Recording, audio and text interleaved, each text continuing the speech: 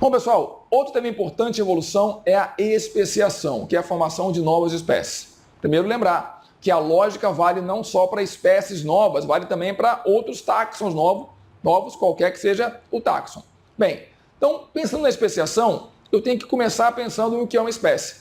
E para fins de especiação, vamos pensar na espécie biológica.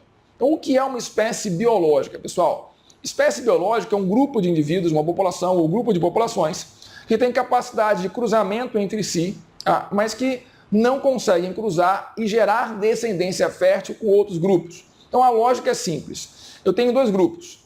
Se os grupos entre si conseguem cruzar e gerar descendências férteis, mas membros de um grupo com membros de outro grupo não conseguem gerar descendência fértil, então esses grupos são espécies biológicas diferentes. Certo? Bem, como é que surge então esses grupos, essas espécies? A gente chama de especiação, o processo.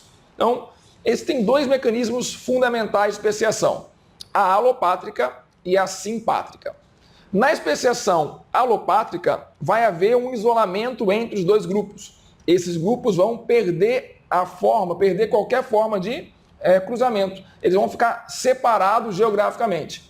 Na especiação simpátrica, pode haver uma fusão, uma mistura, pode haver uma migração.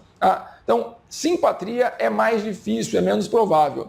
Então, o exemplo típico de especiação é sempre a especiação alopátrica.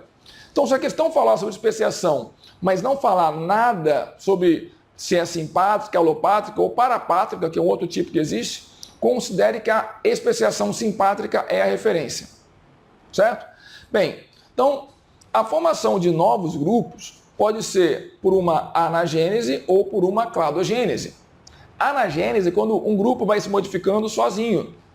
E quando há a separação em dois grupos, ocorreu uma cladogênese. E cada um desses grupos vai ter a sua própria anagênese. Eu vou ter, então, no final, dois grupos distintos. Quais são, então, as etapas para que ocorra especiação?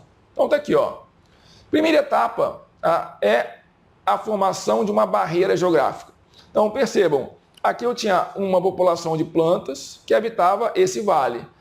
Com a água invadindo a região, a água passou a ser uma barreira geográfica. Essa barreira geográfica impede que esses grupos cruzem uns com os outros. E aí, então, vai ocorrer uma sucessão de eventos. Bem, cada grupo vai acumular a sua própria variabilidade genética e não vai haver a mistura, já que não há cruzamento. Então, eles vão estar geneticamente isolados.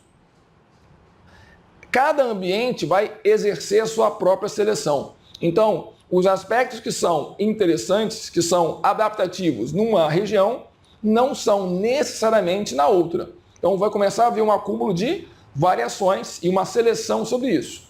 Vai chegar um ponto em que esses grupos vão ser tão diferentes, que mesmo que a barreira desapareça, eles não conseguem mais intercruzar. Por quê? Porque agora ocorreu um isolamento reprodutivo. Então, não confundir. Isolamento geográfico é a mera formação de uma barreira geográfica que impede que esses grupos consigam cruzar uns com os outros. Isolamento reprodutivo é quando os dois grupos não conseguem gerar descendência fértil, mesmo que consigam cruzar. Ok? E aí existem diferentes mecanismos de isolamento reprodutivo. São classificados como pré-zigóticos e pós-zigóticos. Ou alguns chamam também de pré-copulatórios, pós-copulatórios. Seria um critério diferente. Então, quais são os mecanismos pré-zigóticos? São aqueles que impedem a formação do zigoto.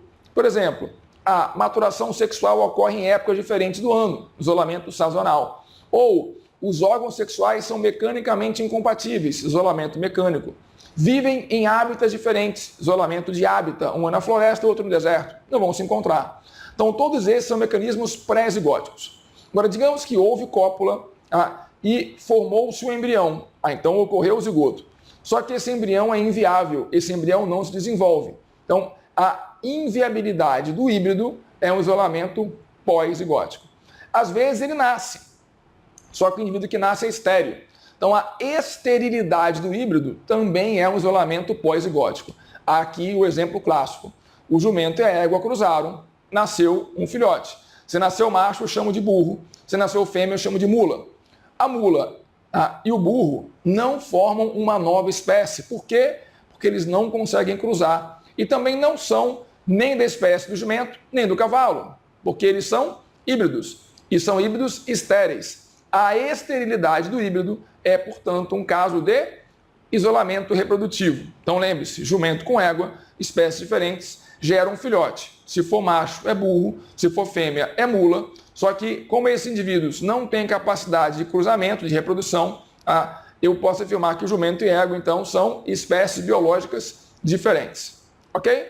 Bom, galera, de evolução é isso, tá? Então, mantenha o foco, mantenha o estudo, tá chegando a hora, confia, vai dar certo, beleza? Você vai passar, ok? Até a próxima.